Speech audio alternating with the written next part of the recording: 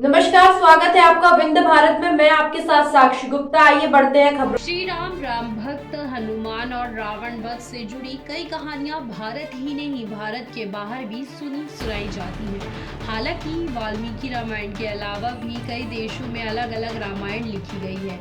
ऐसे ही 2 रामायण में रावण की बेटी के बारे में लिखा गया है। यही नहीं, उसमें रावण की बेटी को हनुमान जी से प्रेम होने का भी उल्लेख किया गया है। हालांकि वाल्मीकि रामायण और तुलसीदास जी कृत रामचरित मानस में रावण की बेटी का जिक्र नहीं मिलता है। आज हम बताएंगे कि कौन कौन सी रामायण में रावण से जुड़ी उसकी बेटी की कहानी मिलती है। वाल्मीकि रामायण के बाद दक्षिण भारत ही नहीं कई देशों में रामायण को अपने अपने तरीके से लिखा गया है। इसमें से ज़्यादातर रामायण में श्री राम के साथ ही रावण को भी काफ़ी महत्व दिया गया है।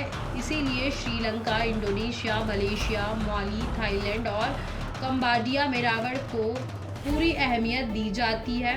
रावण की बेटी का उल्लेख भी थाईलैंड की रामकीन रामायण और कंबोडिया की रामकीन रामायण में किया गया है। रामकीन और रामकेर रामायण के मुताबिक रावण के 3 पत्नियां थीं और उनको 7 बेटे थे। इसमें पहली पत्नी मंदोदरी से 2 बेटे मेघनाद और अक्षय कुमार थे। वहीं दूसरी पत्नी धन्यमालिनी से अतिकाय और त्रिशिरा नाम के 2 पुत्र थे। तीसरी पत्नी से प्रहस्त, नरंतक और देवांतक नाम के 3 बेटे थे। दोनों रामायण में बताया गया है कि रावण के 7 बेटों के अलावा एक बेटी भी थी जिसका नाम स्वर्णमत्स्य या स्वर्ण मत्स्य था। कहा जाता है कि स्वर्ण मत्स्य देखने में बहुत सुंदर थी, उसे स्वर्ण जलपरी भी कहा जाता है।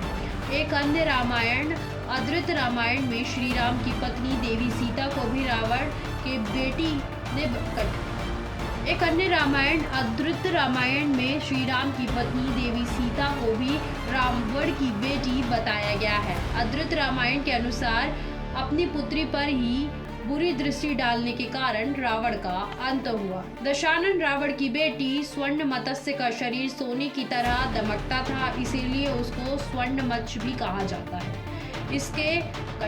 इसका शाब्दिक अर्थ होता है सोने की मछली। इसीलिए थाईलैंड और कंबोडिया में सुनहरी मछली को ठीक उसी तरह पूजा जाता है जैसे चीन में ड्रैगन की पूजा की जाती है।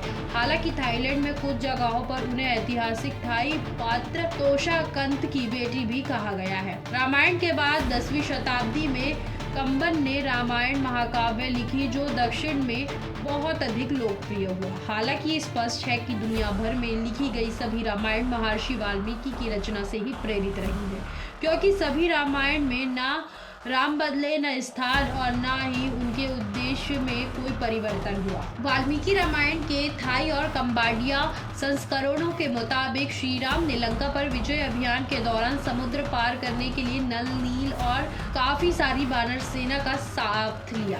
जी हाँ, लेकिन मुख्यतः इसमें नल और नील को सेतु बनाने का काम सौंपा गया। श्री राम के आदेश पर जब नल और नील लंका तक समुद्र पर सेतु बना रहे थे तो रावण ने अपनी बेटी स्वर्ण मत्स्य को योजना नाकाम करने के काम सौंपा था। पिता की आज्ञा पाकर स्वर्ण मत्स्य ने वानर सेना की ओर से समुद्र में फेंके जाने वाले पत्थर और चट्टानों को गायब करना शुरू कर दिया। उसने इस काम के लिए समुद्र में रहने वाले पूरे दल की मदद ली। रामकीन और रामकेर रामायण में लिखा गया है कि जब वानर सेना की ओर से डाले जाने वाले पत्थर गायब होने लगे तो हनुमान जी ने समुद्र में उतरकर देखा कि आखिर ये चट्टानें कहाँ जा रही हैं। उन्होंने देखा कि पानी के अंदर रहने वाले लोग पत्थर और चट्टानें उठाकर कहीं ले जा रहे हैं। उन्होंने उनका पीछा किया तो देखा कि एक मत्स्य कन्या उनको इस कार्य के लिए निर्देश दे रही है। कथा में कहा जाता है कि स्वर्ण मत्स्य ने जैसे ही हनुमान जी को देखा उनसे प्रेम हो गया। हनुमान जी उसके मन की स्थिति भाप लेते हैं और समुद्र तल पर ले जाकर पूछते हैं कि आप कौन है देवी। तब वो बताती है कि मैं रावण की बेटी हूँ। फिर हनुमान जी उन्हें समझाते हैं कि रावण क्या गलत कार्य कर रहा है। हनुमान जी के समझाने पर स्वर्ण मत्स्य सभी चट्टानें लौटा देती है और राम सेतु के निर्माण का कार्य पूरा हो पाता है। फिलहाल के लिए इतना ही। खबरों का सिलसिला लगातार जारी है, बने रहिए हमारे साथ। नमस्कार।